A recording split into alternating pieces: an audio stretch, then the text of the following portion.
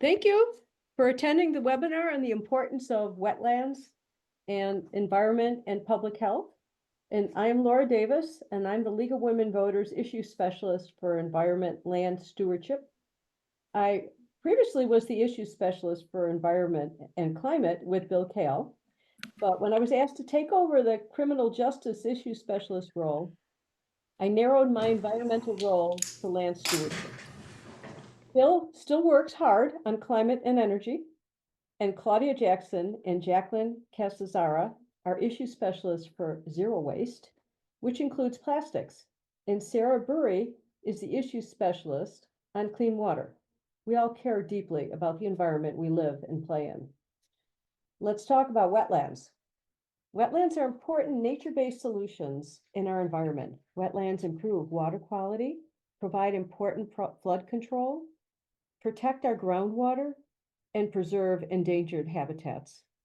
Last year, the Supreme Court rolled back U.S. Clean Water Act protections for many wetlands and waters, including freshwater wetlands that help with flood control and protect habitat along major rivers.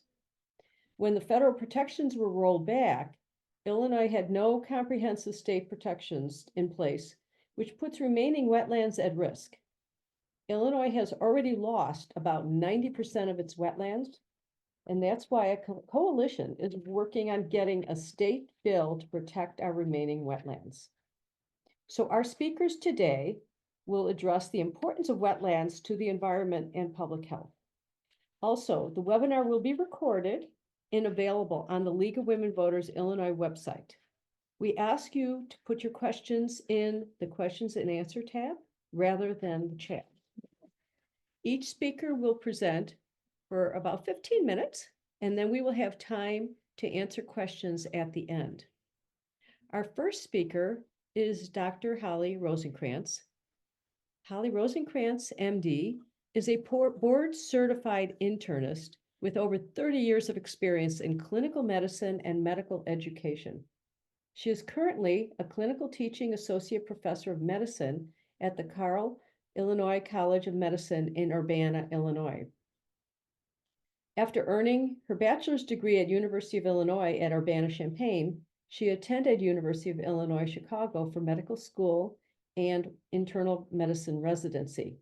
Her career work includes community-based practice and university-based academic medicine.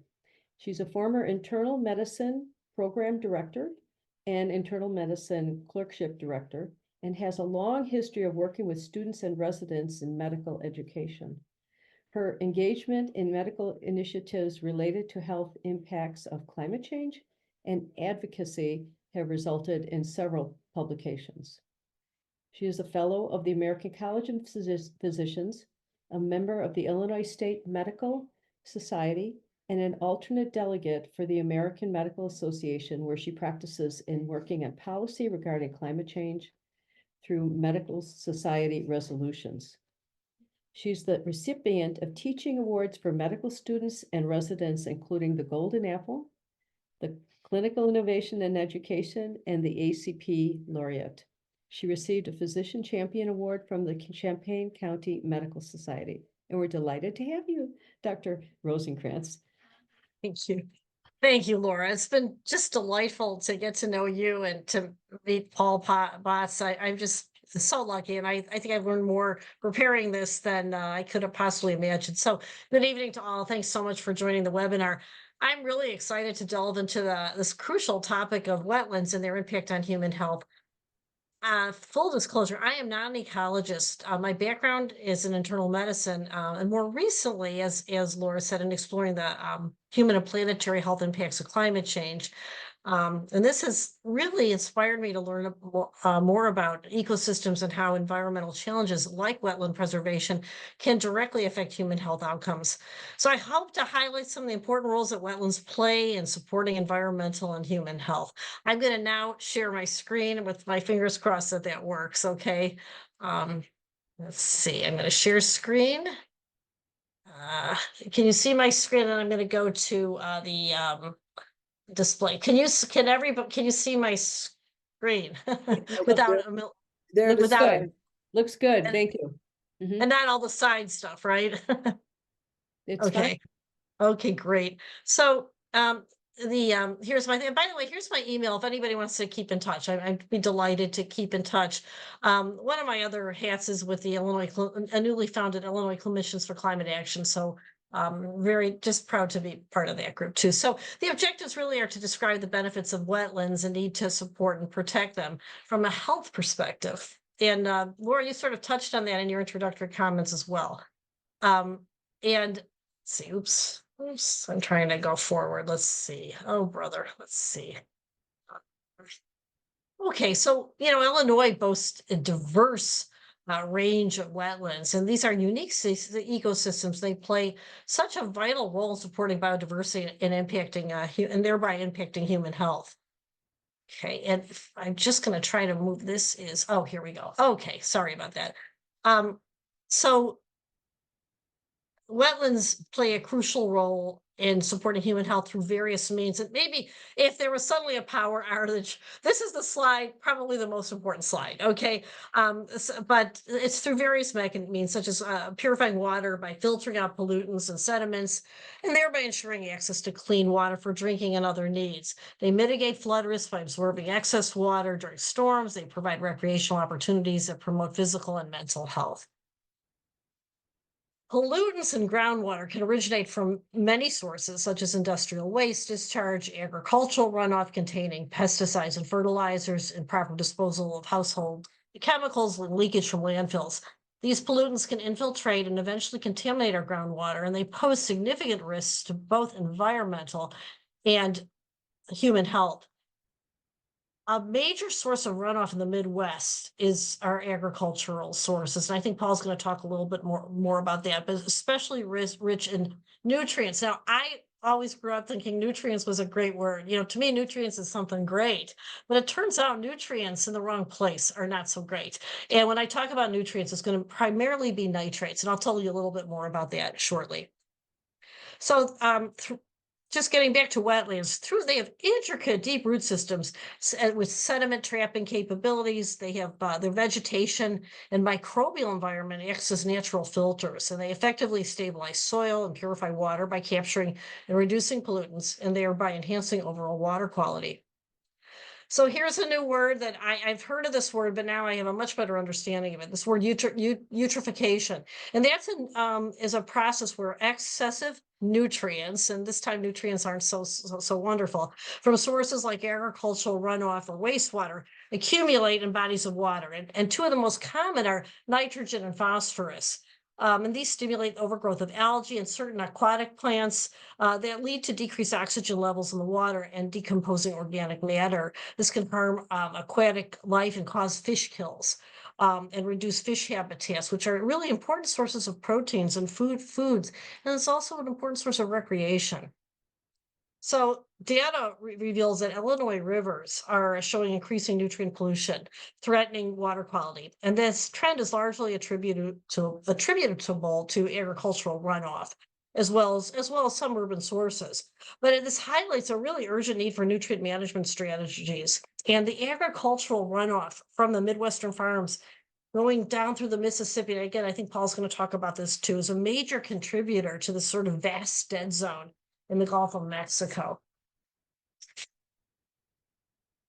So exposure to how this is where some of my internal medicine comes in, but exposure to water contaminated with algal blooms and their toxins can result in a myriad of health problems, including skin irritation, respiratory issues, and gastrointestinal problems. And ingesting them can lead to symptoms such as nausea, vomiting, diarrhea, and in extreme cases, significant organ dysfunction. So I'll just, as a quick pivot, we teach our medical students about, asking histories to learn about, do you have nausea, vomiting, abdominal pain, shortness of breath? And we ask our medical students to get like a social history and find out if they traveled. We're trying to get medical students to ask very specific questions about the environment. Like, have you been in a recreational area? Were you exposed to algal blooms? I mean, there's some things that we are trying to get medical students to think outside of the more traditional teaching and ask questions about possible environmental determinants of health, because some of these are very nonspecific symptoms and you can miss the cause.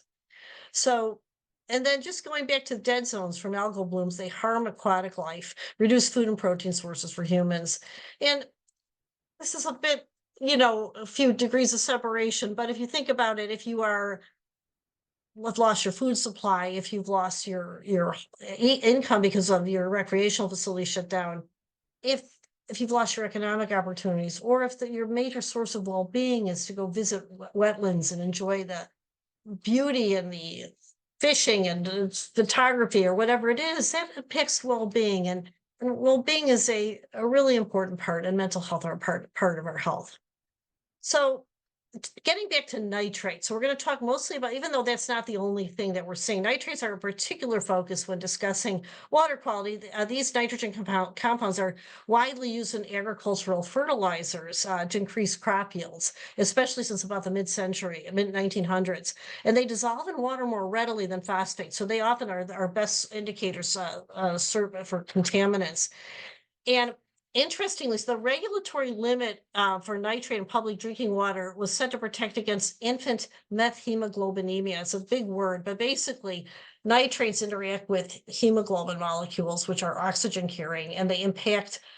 They decrease the ability of the hemoglobin to carry oxygen. So especially babies get hypoxic, or they get to be, they're blue babies, and it's very significant loss of oxygenation. It can affect organ systems.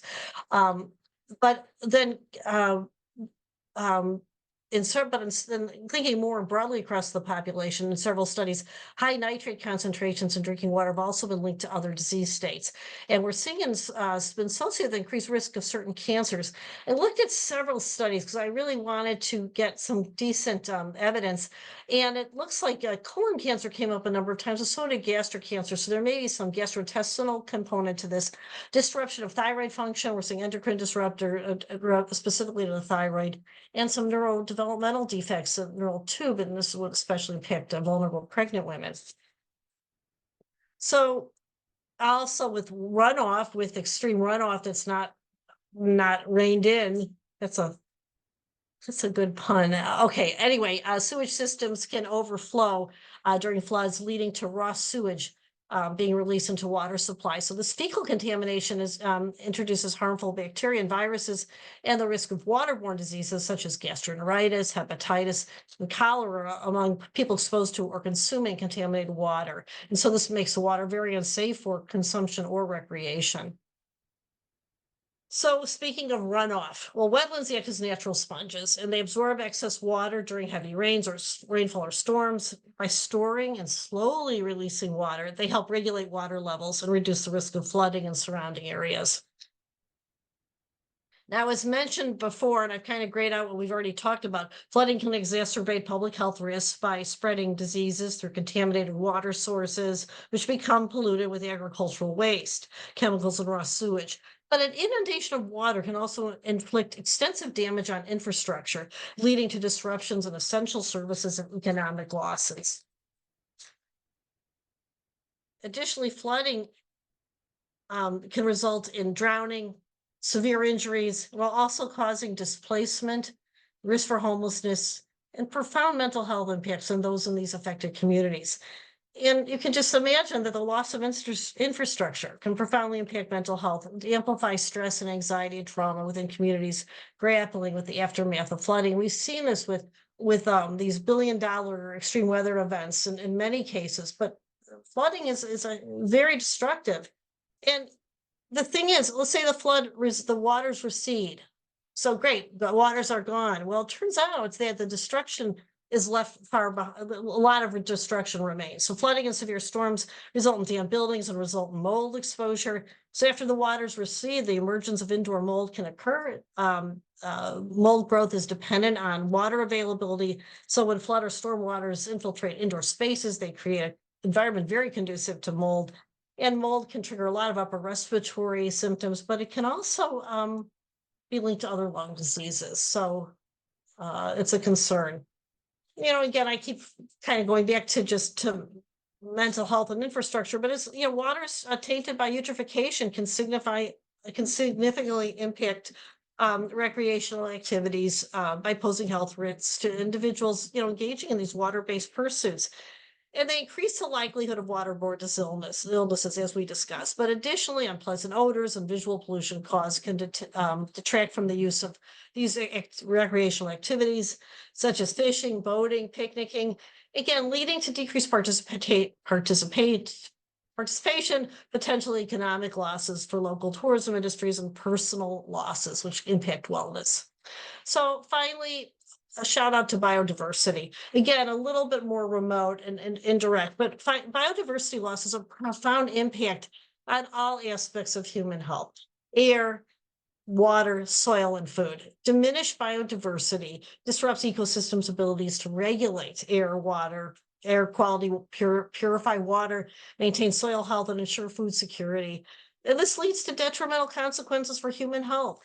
So addressing biodiversity loss is imperative to safeguard these vital ecosystems and services and protect the well-being of ecosystems and human populations. And I'm coming to the end, just a couple more slides. I just want to kind of make a mention of this. When wetlands are degraded or destroyed, it disrupts the ecosystems, leading to changes in species interactions and potentially bringing humans into closer contact with disease-carrying animal species or vectors. And this leads to the potential for something called spillover. And there's a lot of theories about pandemics and spillover. So we need to just be mindful of that as well. So finally, the notable, and Laura, you mentioned the statistic. I had no idea when I started to prepare my comments. The notable loss of wetlands at 90% is due to agriculture and development has resulted in significant declines in biodiversity and ecosystems, and exacerbate environmental challenges such as flooding, water pollution, increased risk of certain diseases. I'm so supportive of, I love being a part of this panel because I'm so passionate as well that restorative actions guided by sensible legislation, stewardship of our environment play a crucial role in safeguarding both human and planetary health. And, we need responsible policies and efforts to conserve and restore ecosystems such as wetlands. And through that, we can mitigate biodiversity loss, improve air, water quality, enhance food security, and ultimately prioritize the health and well-being of current and future generations. And with that, I would like to turn this over to Paul Botts, who I recently met, and he kind of knocked my socks off with his wisdom and guidance. And so I'm so proud to stop sharing and turn this over to my new friend, Paul. All right, well, thank you so much, Holly. Paul, before we get started, let me introduce you. Oh, all right, yes. We got to know who this guy is who knocks the socks off. So Paul Botts has been the president and the executive director of the Wetlands Initiative since 2011. He serves as leadership councils of the Chicago Wilderness Alliance and the Greater Chicago Watershed Alliance, and is a board officer of the Prairie State Conservation Coalition. At different times, he was the Gaylord and Dorothy Donnelly Foundation and the Illinois chapter of the Nature Conservancy, and for a few years managed a professional theater company in Chicago, which just knocks my socks off. Where was I here? Hyde Park native. Paul is a retired local musician and a past board member of Gift Theater Company and of the Alliance for the Great Lakes. And he lives with his family in the South Loop, and we're delighted to have you. Thank you. Well, thank you. It's great to be here. I'm now going to attempt to share my screen. I think I've got it queued up here. Let's just make sure. There we are. That. All right, let's see if everybody can see that. You should be seeing the Wetlands Initiative's logo and my name, hopefully. We do. Great. So the Wetlands Initiative, a little background on this organization, was founded in Chicago in the mid-1990s by a well-known conservationist in our region and a well-known visionary environmental engineer. And I'll touch on a little later that combination is not accidental. And what we do, if this thing will go ahead, and there we go, we design, restore, and create wetlands.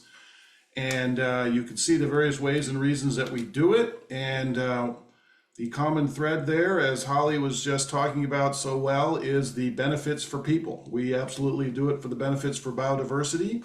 We do it for its own sake. And it's very important to us that we are doing it for people, for all the reasons that Holly mentioned.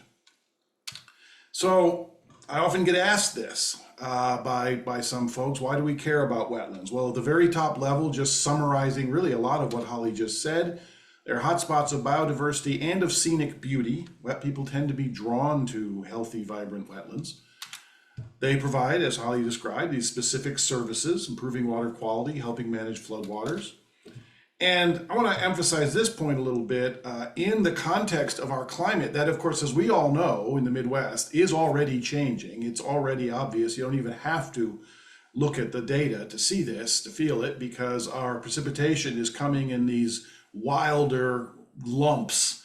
As the engineers say, both our precipitation patterns and then, of course, our rivers are flashier. That's the word they use. And less predictable seasonally, too. I mean, we have major rivers flooding in the fall now, which, of course, is never natural previously. And that's only going to continue no matter what. If I had a magic wand here and I zap it and the level of carbon in our atmosphere never increases again 1 iota, our climate will continue to change for a while, even in that imaginary circumstance, because it's a global climate. It's a gigantic system. It doesn't start or stop on a dime. So this is the reality, a changing climate. And in that context, in the big flat Midwest especially, it is to our enormous benefit to have scattered across the landscape those natural sponges. And it would be even more to our benefit, not just to protect the ones we have left, and I'll get to that in a minute, but also at the Wetlands Initiative, we are in the business of showing how to restore them and bring them back, especially in the difficult places that you wouldn't think it could be done in. So now, how does the public view wetlands? Well, it depends who you ask and when and how you ask the question. One person's beautiful spots, another person's mosquito farm. Flooded basements, this is something I actually did not really realize until I was in this role at the Wetlands Initiative, but I've learned it from some experiences and some really experienced people. Flooded basements, besides having all the direct harms that Holly described, make people crazy. And this means homeowners, this means business owners, this means anybody. And a challenge we have in our business is that a wetland does not look like a solution to the average person. It looks like a whole bunch of water someplace real close to their basements. And when we had a very wise leader of one of our suburban forest preserve districts here in Chicago explained to us some years back when we were designing a wetlands restoration on a forest preserve that sort of went its way through, had some very subdivisions right up against it and shopping areas. And he said, let me be clear, guys, not only do you have to be able to say clearly that what we're doing here will not cause anybody's basement to flood, you also have to not look for even a moment like you might flood a basement. That's how sensitive people are on this point. And then the other group of people that's very sensitive about all this is the owners of working lands. And this, of course, includes farmers, though it's not limited to farmers, but in certainly in the Illinois context, the great majority of this is farmers. And a fair number, I mean a good fraction of our farm families, and it is still mostly farm families that own the farmland across the Midwest, they believe, because they've been told for decades now, that having a wetland or someone discovering the existence of a wetland on their farm puts them at great risk of having their farm or their farm field actually more or less taken away from them. And there are millions of people in the United States, especially in the Farm Belt, who believe this is true. And this is a serious obstacle, and it's a serious issue for us politically, actually, as I'll get to a little bit. Good news is that broadly, when you look at national polling, national surveys, sort of the population as a whole, general public perceptions of wetlands have been shifting for the better. Certainly, like say when I was, compared to when I was in school, more people today, especially young people, view wetlands as something to be valued. This is a huge change, and it does apply. You see that yellow box there. It does apply to people who are, outdoors people. And this includes people who in some other ways tend to be politically conservative, who are members of, they're not, members of groups like the Wetlands Initiative, they're members of groups that are interested in, angling and hunting and so forth. But they actually collectively do get and understand the value and the importance of wetlands for what they love. So that is actually an entree for our work. So here's a question we always get. What actually qualifies as a wetland? And as I mentioned, some quarters, this is a source of considerable misunderstanding.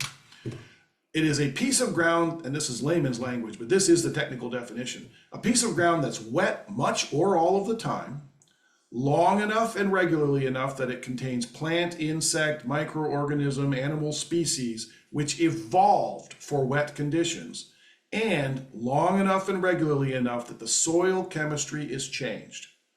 So the important takeaway there that gets lost in a lot of the media discourse about wetlands, not including partisan media, but actually, unfortunately, our mainstream media as well, is the long enough and regularly enough part. So simply becoming wet, in other words, does not a wetland make. I mean, literally, I'm right now, every day now, having these conversations because of the bill that's in Springfield. Digging a drainage ditch does not instantly create a wetland. Your retention pond is not a wetland. Having a big pothole on your property get filled by a rainstorm and it doesn't empty for 2 weeks does not create a wetland, etc. But there's a lot of people who think they have been told authoritatively that it does. The soil chemistry part is actually very interesting. Another thing I had no idea of till I joined the Wetlands Initiative, because when I was at the Nature Conservancy in the 90s, this wasn't really yet well established and well known even within conservation, but it is now. So over that long period of a place that is a wetland being a wetland, it's getting wet regularly every year or every season or staying wet, etc., it actually changes the soil chemistry. And the thing is that soil chemistry doesn't shift quickly. And once conditions change, say the wetland gets drained, something gets built on it, whatever, doesn't revert quickly either. So a strong presence of what the engineers call a hydric soil, which is a particular type of soil with particular biological percentages in it. Hydric soils, a strong percentage of hydric soils is actually pretty much a fingerprint of wetlands, past or present. A present wetland that's been a wetland for a long time, like such as the one behind my shoulder in the screen, is going to be pretty close to 100% hydric soils at this point. But wetlands that were wetlands and haven't been for as long as 75 or 100 years, and my organization has proved this in the field, actually the hydric soils tell us where it was a wetland and sometimes tell us where there's even a seed bank, which is a whole other really cool thing. But the hydric soils fingerprint is very important. Wetlands originally made up a lot more of our flat Midwest than most people today realize, and then frankly than was taught when I was a school kid. For one thing, that vast original tallgrass prairie landscape, hundreds of millions of acres right across 10 or 12 states, is not separate from wetlands. Indeed, it is threaded with and depends upon wetlands of various types and sizes. This is not the picture we all got in school. The picture we all got in school was, there's the great big northern forest, they're over here, and there's the tallgrass prairie, it's over there, and then there's the big wetlands, which is the Okefenokee or the whatever over there. That ain't it, not with the prairie. The prairie is, in nature, is threaded with wetlands, and if you walk across a prairie or ride a horse across a prairie, you're gonna step in lots of wet spots. The flat Midwest, in nature, is very rich in rivers and streams, strikingly so. And those rivers and streams, because it's so flat, were originally much slower and more connected with their wide floodplains. Connected is the word the engineers and ecologists used, meaning that the stream often spills over into its floodplain, not just once a year. And they were also much more prone to shifting around. And if you've ever seen it, there's marvelous maps, historic maps of the Mississippi River going back 150, 200 years, showing all the different channels that until basically about 100 years ago, it moved around all the time. Every big river did, every medium river did. In our world of the flat Midwest, that was normal. And the shifting around all these streams constantly also was leaving behind lots of wetland or feeding lots of wetland. And that's much more true in our region than in, say, the mountainous or the Adirondacks or places like that, where the water quickly runs off the land because of how it's situated. Prior to the 19th century, between a quarter and a third of the vast tallgrass prairie region was wetland. And you say, well, how do you know that? Well, the biggest reason we know it is hydric soils, and hydric soils have been mapped very thoroughly now. And this is the picture. I picked these two states, Illinois and Iowa, to illustrate this. So everything that's blue on these maps is where the soil is 50% or more hydric soils to this day, which meaning in many cases, it used to be much more. So today, about 25% of both of these fairly large states, a combined 28,000 square miles, 9 million acres if you're counting, is predominantly hydric soils. Nearly 90% of the blue on these maps is no longer wetland today. So that's where we get to that 90% estimate, or nearly, somewhere in the ballpark of 90% estimate compared to the wetlands that existed on this region going back to the last glacier. Why do Midwestern states today have small fractions of their original wetlands? Well, most of that was mentioned. It is the world's most productive agricultural region, all those marvelous flat soils. And it now has an underground system of water removal pipes, which are called field tiles or farm tiles. You may have heard that term. You may be a farm landowner, you may be familiar with this. Field tiles are not a new technology. The Romans did field tiling, etc. However, the American Midwest was the first region in the entire world where it actually made sense and still makes sense to go through the labor of putting in field tiles at a truly mass scale. There are millions and millions of linear feet of field tiles in the Midwest and more all the time, because where you want that is where the land is really rich for farming, but it's really flat, which means whenever you get big storms or big, your stream floods or whatever, you might lose your whole crop unless you can get that water off that flat land real quick. And these underground field tiles are a very simple technology that does that. Most of our rivers have been straightened or levied or altered, which stops them from doing what they originally did for millennia, which was move around. It separates them from their floodplains. The Midwest, where we're sitting, our part of the developed world, developed mostly, first of all, developed in a blink, just a few human generations, but also developed mostly during the era of mechanized construction, things like steam shovels, now bulldozers, and so forth. So that greatly sped up the filling and draining of wetlands to build, for example, Chicago, and towns and railroads and industry and highways. And then related to that, the Midwest, we have certain large-scale engineering to ensure public health at modern population levels. Again, great example is here in Chicago, the Great Reversal of the Chicago River had all sorts of impacts, but one of the ones that gets sort of lost is that it drained an enormous amount of wetlands by doing that. And that's something that just simply wasn't technologically possible for previous generations. So let's talk about no net loss wetlands permit programs, which is what the federal government has had and what, if things go the way we hope, the state of Illinois will for the first time soon have. This is mitigation banks. Thing of it is that the science and practice of restoring wetlands has come a long way. This is why my organization was founded by our two founders 25 plus years ago. We've proven how effective it can be. A couple things to know about it are, first of all, it's inherently complex, more so than like tallgrass prairie restoration or savanna restoration because of the water. You need to have that mix of engineering and ecology skills. Good news here is wetlands are resilient and restoring them is not all or nothing. We can restore wetlands to varying degrees of function, all the way up to what are called sort of global biodiversity levels of health, but anything in between. We can do it in odd places that are constrained by things. For example, the photo that I think is on your right with the power line, and beyond it you can see I-94, that's out in Northwest Indiana. That is a wetland that we are restoring, and what's interesting is that you can do that perfectly well if you get the permission and the resources, in the context of things like a power line and an interstate highway that aren't going to move. We're not moving those.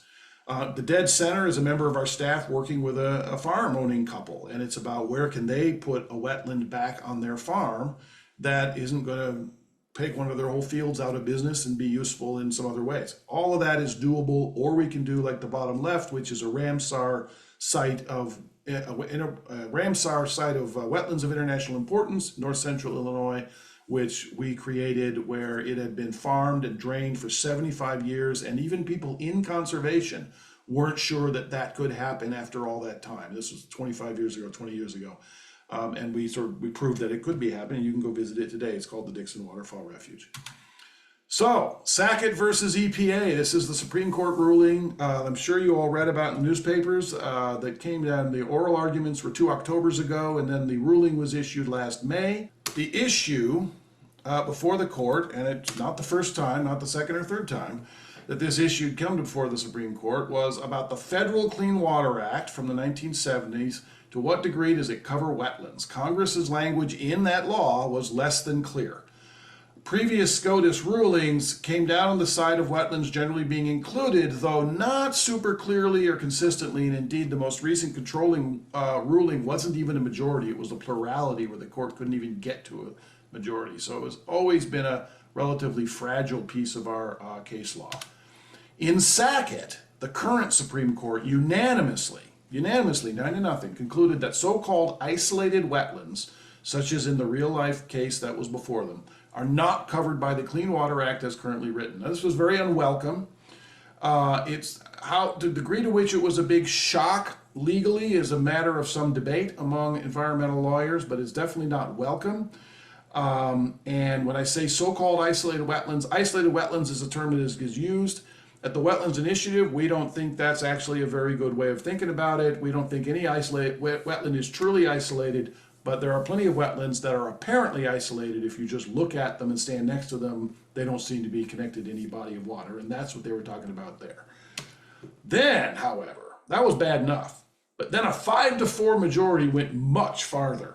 And indeed, they wrote themselves a whole new piece of the Clean Water Act. And I'm being blunt here, but that's the way to look at it, which took most wetlands in the United States out of federal jurisdiction. Justice Kavanaugh, of course, is one of the conservative justices, and the 3 Democratic justices vehemently disagreed. Anyone who's really interested, I always tell everybody to go on the Supreme Court website, find Sackett versus EPA, which is ruling issued last May, and you read the majority opinion, and which you see is mostly about things other than the science of wetlands.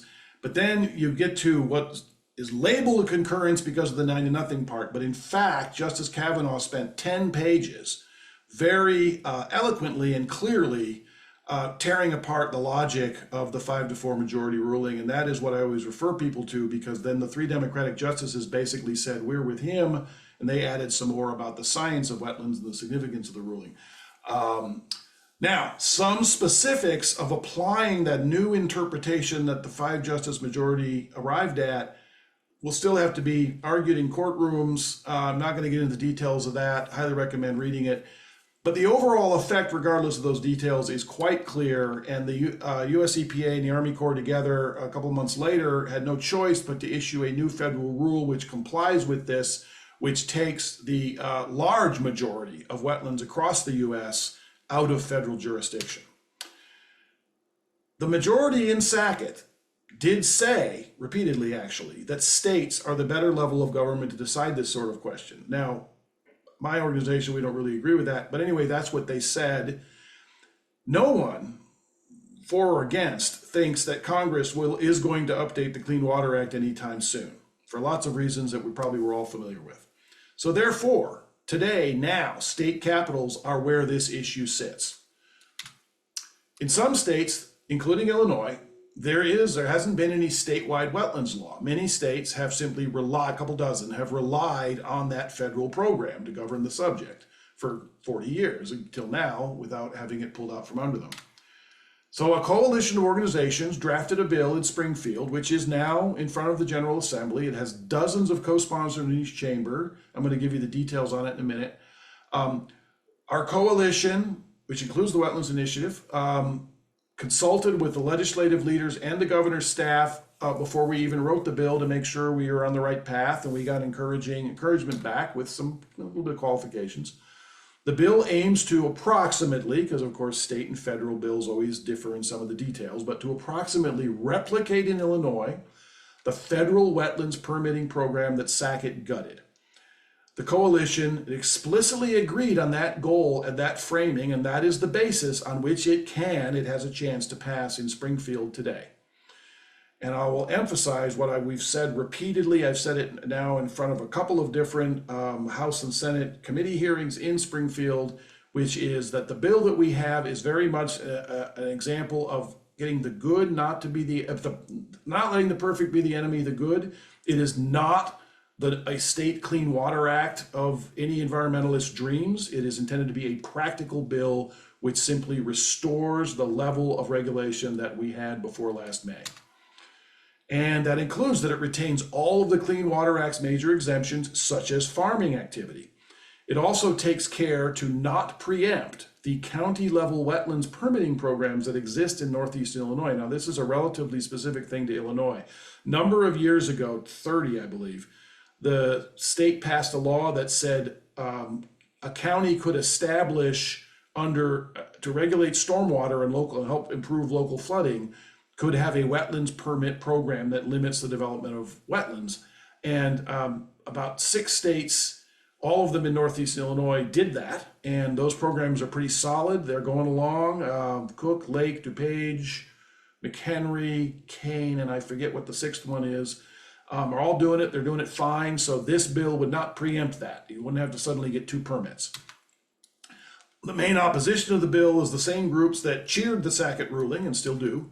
Notably real estate developers, home builders, and the Farm Bureau. We'll talk a little more about the Farm Bureau. Outdoor recreation organizations in Illinois had some concerns about this bill's first draft. So the amended version, which is now what's on the floor of the state Senate, makes clear that private landowners doing wetlands improvements on their land would not have to get a state permit. And that, of course, applies to groups such as the Wetlands Initiative, but more importantly, it applies to a lot of private landowners who, with the assistance of various groups, Ducks Unlimited and other organizations like that, have done and do quite solid wetlands restorations or improvements on their own land that they own, and it's not for the purpose of anything but having some wetlands and attracting some wildlife. So we don't want to get in the way of that, obviously. So here it's called officially now the Illinois Wetlands Protection Act. The first version was a little longer name, but this is the current name. The updated second reading, as they say, bill is now on the Senate floor. It is SB 771. It passed out of the Senate committee just last week on a strict party line vote. It's in committee in the House. We expect it to pass out onto the floor of the House soon in a similar way. The Senate, though, is on a faster schedule within the current session than the House is. So that's why the Senate goes first.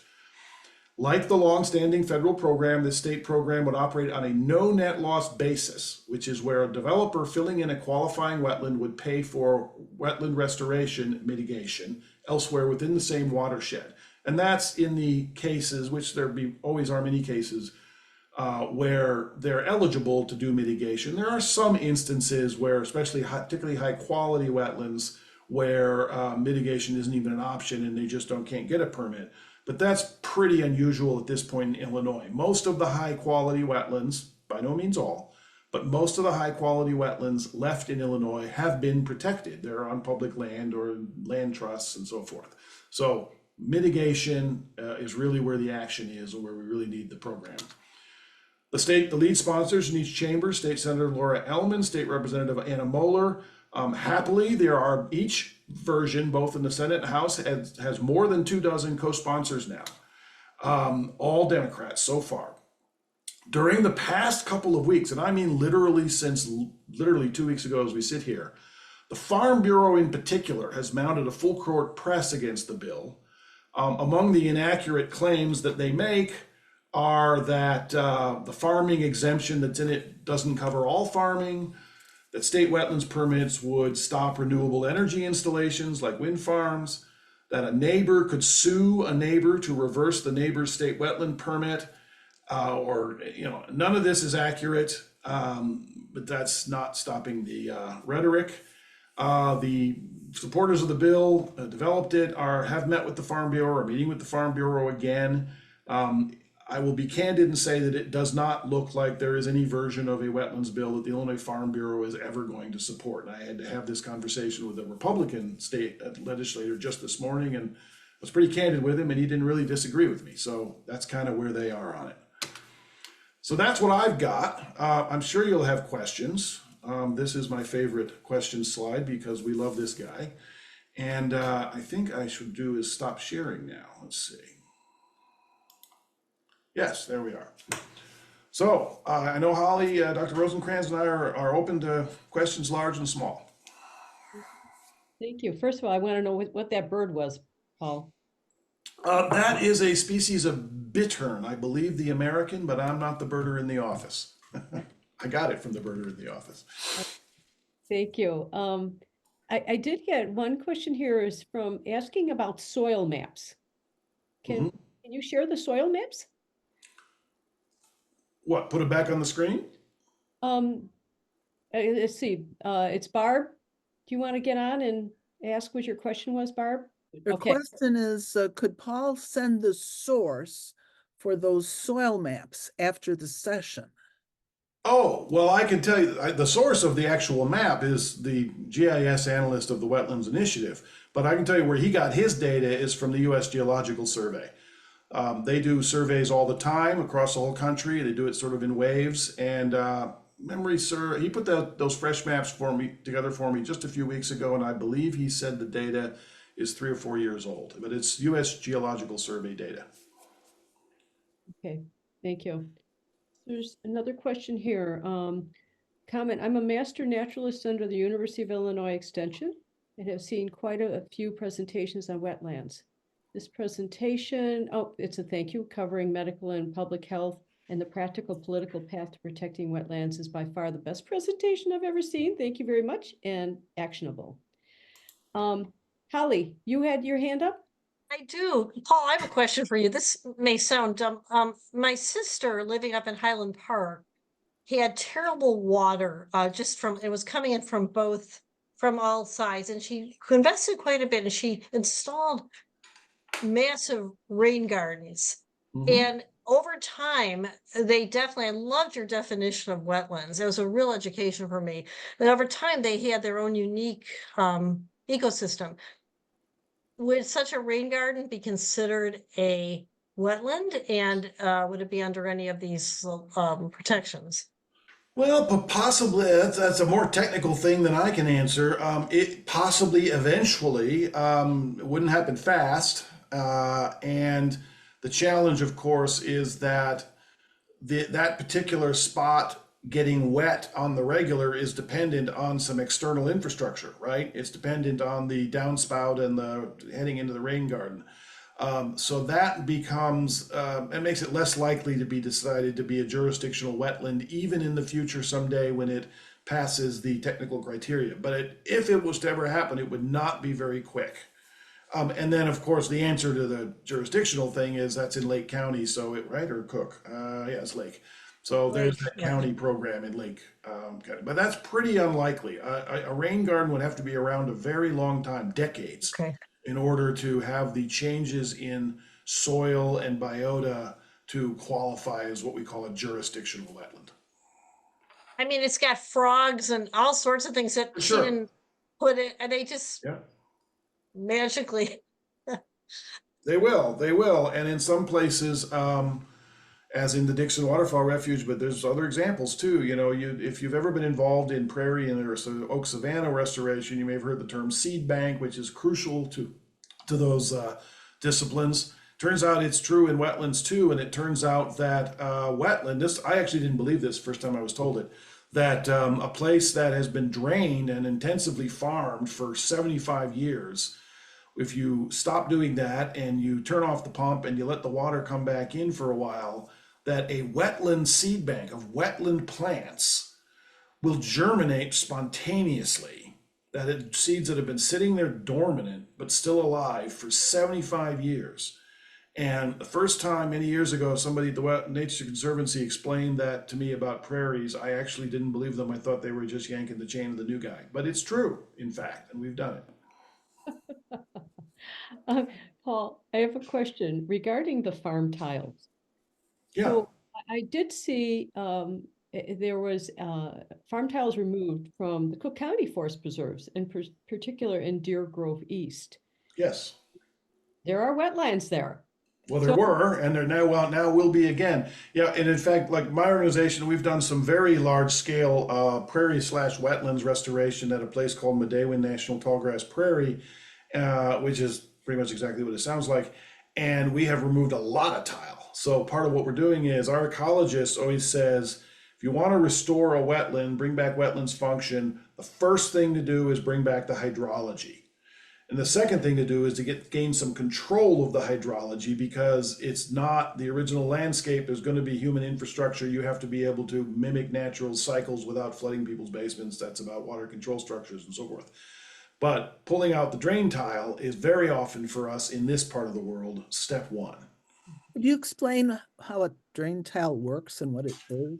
Sure, it is the simplest technology in the world. I'm at home, so I don't have my props, but I have a section in the office that I use sometimes that is, for many years, hundreds of years, drain tiles were just clay, and they're just segments of clay tile about 2-3 feet long, the gap at the top at each end, and the technique is to simply dig a trench 3 or 4 feet deep, and to lay a long tile line consisting of all these segments with the holes in the top at a very gentle angle. So the water within it is going to flow in one direction or the other.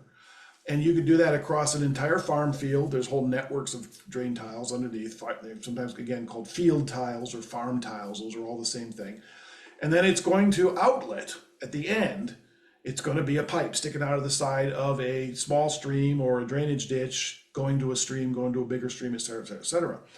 And this technology, until basically the last 100 years, till steam shovels and other tools that we now have, was an enormous investment of upfront labor to install. And so that was a limit on it. And it was also true that it's much harder to install in areas where you have, soils with a lot more gravel in them that aren't that rich, lovely, dark black loam that we most have in this region. And you don't want to try to do it in sandy soils either, because the sand will just flow back in.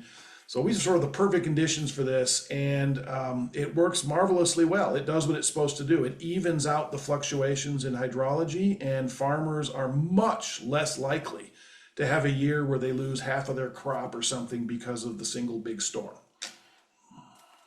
Well, we're coming to the end of our hour, so I just want to make a few points here. Is that, as our speakers have explained, wetlands are vital to our environment.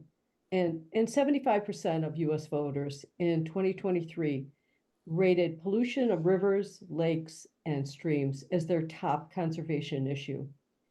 So I have to thank our speakers. Thank you very much, both of you, for participating and sharing your knowledge and wisdom and enthusiasm.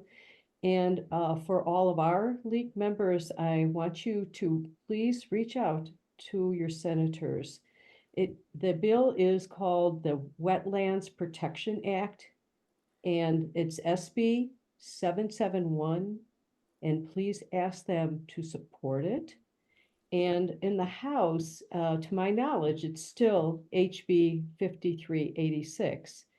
But wetlands protection, you might want to let your House legislators know that it's vitally important and you care a great deal about this. So, and then when any other action alerts come out, I'm going to ask you to take action, please. So thank you, everybody, for attending. Laura, can I put in one plug? I see Catherine Franchik had a question in the Q&A, which we didn't get to. But Catherine is an officer with the League of Women Voters Upper Mississippi region. And all the state leagues of Minnesota, Iowa, Illinois, Wisconsin, and now Missouri are members of this interleague organization, which is dedicated to educating the public about the Upper Mississippi and river health. And they've done a lot of programs that you might be interested in, and your league can join them if your league has not already joined this interleague organization. Well, can I just briefly, let me help a little bit with Catherine's question too. And we've learned in the last 10 to 20 years through a lot of national organizations, including the league, but also Nature Conservancy and others have done a lot of good polling, focus groups and so forth. And we're seeing this on the ground here in Illinois right now. There's the two best messages with either skeptical citizens or legislators regarding wetlands. The two best that land the strongest politically are the connection to water, specifically our streams, our drinking water sources that Holly really talked about, and now the connection to having those sponges in the landscape in our changing climate, our climate that is already changing. Those are the ones that ring the bell for lots of people beyond our existing choir and get them to listen. Thank you so much. That was Catherine. Okay. Well, I think that's it, right? Oh, Holly, did you have some? No, I thank you for the opportunity to participate, and I'm inspired to keep moving forward with it myself. So Thank you very much. It's been great. And thank you for my Zoom helper. Good night, everybody. Thank you, everybody.